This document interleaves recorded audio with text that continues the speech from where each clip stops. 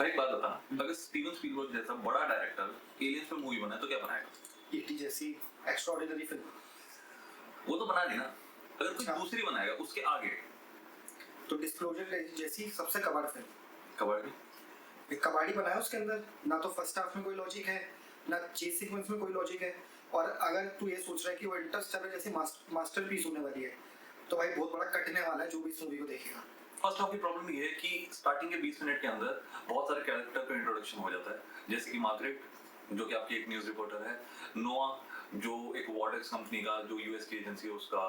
Head है, फिर Daniel जो इनिशियली आपको लगेगा कि प्रोटैगनिस्ट है लेकिन लास्ट आते आते स्टोरी चेंज हो जाती है। फिर जेन का एक कैरेक्टर है जो डैनियल की गर्लफ्रेंड है, जिसका पूरी पिक्चर के अंदर सिर्फ एक ही रोल है कि किस तरीके से उसको बेट की तरह यूज किया जाता है, जो कि स्टोरी को आगे भी नहीं लेके जाएगा और अगर वो स्टोरी में नहीं भी होती है तो कोई इशू नहीं है। तो इतने सारे कैरेक्टर जब एक 20 मिनट के अंदर आ जाए तो वो कंफ्यूजिंग के साथ साथ कैरेक्टर डेवलपमेंट में भी बहुत बड़ा इशू आ जाता है। तो 20-25 मिनट आपको ये समझने में लग जाएंगे ये स्टोरी जा कर रही है और ये हो क्यों रहा है। दूसरा पार्ट ये है पिक्चर का कि जो पिक्चर के अंदर सबसे बड़ी प्रॉब्लम देखने के लिए मिलती है वो होते हैं उसके भागदौड़ वाले सीक्वेंसेस। वो एक टाइम के बाद इतने ज्यादा रिपीटेटिव फील होने लग जाते हैं क्योंकि एक साथ बहुत सारे कैरेक्टर्स जो है एक दूसरे की तरफ भाग रहे हैं। जैसे अगर हम शुरुआत में देखें तो डैनियल के पीछे वॉर्डेक्स एजेंसी पड़ी हुई है क्योंकि उसके पास कोई ऐसा डिवाइस है जो कि वॉर्डेक्स ने डेवलप किया है या वो एलियन से लिया गया था, जो भी हमें नहीं पता उसका बैकग्राउंड, लेकिन वो लिया गया है। अब प्लस वो ह्यूगो के पास भी एक ऐसा डिवाइस है और एकदम से जो मार्गरेट एमिली बंट का जो कैरेक्टर है उसको भी एकदम से रिवीलेशन होते हैं कि नहीं भी उसका भी कोई पर्पस है, तो वो भी बेसिकली डैनियल को ढूंढने के लिए जारी होती है। तो एक दो बार के बाद है ना वो जहाँ पर उनको मर्ज किया जा सकता था उन चेस सीक्वेंसेस को वो रिपीटेटिव फील शुरू हो जाएंगे आपको कि एक के बाद बहुत ही ज्यादा चेस सीक्वेंसेस आने लग जाते हैं जिससे पिक्चर साईफाई से भटक के एक चेस सीक्वेंस वाली पिक्चर ज्यादा बन जाती है। सेकेंड हाफ में जब एक क्लाइमेक्स की तरफ जब पिक्चर जारी होती है तो कहीं भी जितनी भी स्टोरी लाइन्स बढ़ाई गई थी, जितनी भी स्टोरी लाइन उन्होंने शुरुआत में दिखाई थी कि जितनी भी कैरेक्टर इंट्रोडक्शन हो रही है, किसी भी स्टोरी लाइन का कोई कंक्लूजन नहीं है। ना तो हमें स्टार्ट का पता चला किसी भी स्टोरी लाइन का कि वो कैरेक्टर आया कहाँ से है, इंट्रोडक्शन होने के बाद उसके बैकग्राउंड क्या था, उनको कैसे पता चला वही उस पर्पस के लिए चुने गए हैं। ह्यूगो का कैरेक्टर हो गया, डैनियल का कैरेक्टर हो गया, नोआ कब कैसे आया, इस प्रोग्राम के अंदर सब कैसे इंक्लूड हुए, कुछ नहीं पता। तो कहीं ना कहीं क्योंकि कंक्लूजन नहीं था तो एक थ्योरी डेवलप दिमाग में ये हो जाती है कि कहीं ना कहीं इस पिक्चर को ध्यान में रख के बनाया गया कि इसका सेकंड पार्ट भी बनाना है क्योंकि पिक्चर एक क्लिफ हैंगर भी छोड़ी जाती है। अगर वो पूरा एक क्लिफ हैंगर भी नहीं है क्योंकि जिस तरीके से उन्होंने छोड़ा है वो सिर्फ बिल्डअप ही करते गए और वो भी इतना अच्छा सस्पेंस वाला बिल्डअप नहीं था कि जिसको आप देखने के लिए ना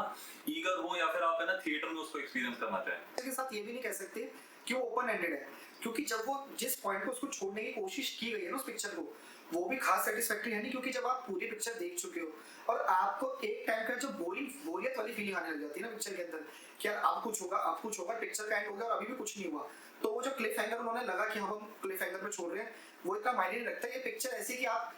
बाहर निकलोगे शायद आधे घंटे के अंदर आप पूरी पिक्चर भूल जाओगे, आधे घंटे में पिक्चर याद नहीं रहती कि यार स्टीवन स्पीलबर्ग की मैं पिक्चर देखने जा रहा हूँ। ये स्टीवन स्पीलबर्ग के लेवल की पिक्चर है भी नहीं क्योंकि जिस तरीके का डायरेक्शन करा गया है या फिर अगर आप पिक्चर देखने भी जाते हैं और अगर आपको कोई ना बताए कि स्टीवन स्पीलबर्ग की पिक्चर है तो आप अपने वाइल्डेस्ट ड्रीम में भी गेस नहीं कर सकते कि स्टीवन स्पीलबर्ग की पिक्चर है क्योंकि इसका स्क्रीन प्ले, कैरेक्टर डेवलपमेंट और साथ साथ इसके अंदर जो सस्पेंस बनाने की कोशिश करी गई है ये किसी भी उस लेवल की नहीं है जो स्टीवन स्पीलबर्ग जिस चीज के लिए जाना जाता है। अब इस पिक्चर की तरह इस वीडियो को ज्यादा ना खींचते हुए अगर हम इसे कंक्लूड करना है 4 से 5 पॉइंटर्स में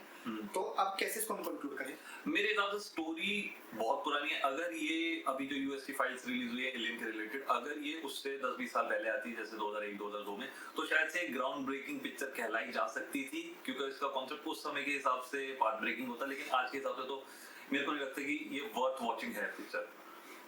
और जहां तक रही कोई एलियंस का पुराना घिसा पिटा एक लॉजिक जो आज से 20-25 साल पहले या 30 साल पहले वर्क करता था, जो स्टीवन स्पीलबर्ग की जो ईटी आई थी उसमें उसने बहुत अच्छा एक ग्राउंड ब्रेकिंग जो एक कॉन्सेप्ट कहा जाता है कि उस टाइम पे उसने इंट्रोड्यूस किया था। सेम मुझे लगता है कि आज भी जो स्टीवन स्पीलबर्ग की जब मैंने इस पिक्चर को देखा तो मुझे लगा आज भी शायद 1982, 85, 86 के टाइम की जो एलियन की घिसे पिटे लॉजिक चलते थे जो आज के टाइम में बहुत चेंज हो चुके हैं, बहुत एडवांसमेंट हो चुकी है। अगर हमने अराइवल, इंटरस्टेलर जैसी पिक्चर अब देख ली है तो अब जो जनता है, जो ऑडियंस है, जो देखने वाले लोग हैं वो भी बहुत आगे एडवांस हो चुके हैं, तो उन्हें भी इस लॉजिक से हटके कुछ सुनना चाहिए। इनफैक्ट एलियन अगर आप ईटी देखेंगे तो उसमें जिस तरीके का एलियन दिखाया हुआ है वही सेम तरीके का एलियन आज भी है, लेकिन बस ये होगा थोड़ा सा उसको पॉलिश किया गया। अदरवाइज एलियन की अगर आप जो इमेजिनेशन करेंगे ईटी को देख के स्टीवन स्पीलबर्ग अनफॉर्चुनेटली अभी भी उसी इमेजिनेशन में स्टक है। एक्टिंग की बात करूँ तो सबकी बहुत ही मुझे एवरेज एक्टिंग लगी। हाँ, मार्गरेट का कैरेक्टर जो एमिली कर रही है, और एमिली अपने एक्टिंग के लिए जानी भी जाती है। एक कहा जा सकता है कि उसने शायद जो जितना उसको काम दिया गया उसके हिसाब से एक्टिंग फिर भी सही करी। सबने बहुत ही एवरेज काम किया, जितना उनको दिया गया था उस हिसाब से उन्होंने सही काम कर दिया। पिक्चर बहुत स्लो फील होगी क्योंकि कैरेक्टर डेवलपमेंट में इतना ज्यादा इन्होंने टाइम कंज्यूम कर दिया है जिसका लास्ट में कोई मीनिंग नहीं निकलता। तो आप जब थिएटर से निकलेंगे तो आपको बड़ा ही ना एम्प्टी सा फील होगा कि इन्होंने इतना बिल्डअप किस लिए लिया, और वो जो बिल्डअप था वो भी कहीं रीच नहीं कर रहा था क्योंकि वो बिल्डअप मोस्टली ये था कि वो चेज ही हो रहा है, ना कैरेक्टर डेवलपमेंट प्रॉपर हुआ कि डैनियल कौन था, कहाँ से आया, क्या है उसके हिस्ट्री, या फिर उसी को क्यों चुना गया, या फिर ये भी नहीं दिखाया गया है कि किस तरीके से वॉर्डेक्स बना या फिर उसका कोई हिस्ट्री है। बस एक रैंडम डे पे ये पूरा इवेंट चालू होता है और अगले दिन शायद से वो खत्म भी हो जाता है। अब बस मुझे तो लगता है कि अगर आपने ट्रेलर देखा है तो पिक्चर भी उतनी ही सबसे बेहतरीन है। अगर और मूवी मोटा मोटी सिर्फ ये बताती है कि एलियन आने वाले हैं, उसके अलावा कुछ नहीं है। अब मैंने आपको बता दिया तो पिक्चर भी पूरी यही है कि मूवी ने इसको बस डायलॉग के जरिए बताया है, बाकी कुछ अलग करने की कोशिश नहीं करी कि जिससे आपको लगे कि नहीं यार एक नया थॉट प्रोवोकिंग इन्होंने कॉन्सेप्ट दे दिया कि जिससे मुझे लगे कि यार अब शायद ये कुछ अलग सोचना चाहिए हमें। इनफैक्ट कुछ भी नहीं। एटलीस्ट यूएस की मूवीज में या फिर यूएस का जो यूएसपी है वो ये है कि उनके पास एरिया 51 जैसी जगह हैं या फिर पेंटागन के जो सीक्रेट्स होंगे या फिर एलियन हमेशा न्यूयॉर्क पे क्यों अटैक करते हैं, लेकिन इस पिक्चर में वो भी कुछ नहीं है। तो जितने भी पॉजिटिव आउटकम हो सकते थे एक एलियन मूवीज के, इस मूवी में अनफॉर्चुनेटली वो भी नहीं है, जिसकी वजह से मूवी का जो स्ट्रक्चर हो सकता था स्टीवन स्पीलबर्ग की वजह से वो भी नहीं बन पाया अनफॉर्चुनेटली। तो इसको आप स्किप कर दो और अच्छी, मैं बोलूंगा कि वेट करो मूवी आने का, और अपने घर पे आराम से बैठ के आप अगर ओटीटी पे आती कोई और मूवी देख लो, जुरासिक पार्क देख लो, इसकी जॉस देख सकते हो स्टीवन स्पीलबर्ग की, बट ये पूरे तरीके से अवॉइड कर जा सकते। मुझे लास्ट कोई पिक्चर रेडी प्लेयर वन मैंने देखी थी जब स्टीवन स्पीलबर्ग की आईमैक्स, वो भी इससे अच्छी है, तो आप वो भी देख सकते हो, लेकिन इसको स्किप करना। अब खत्म करें इंट्रोडक्शन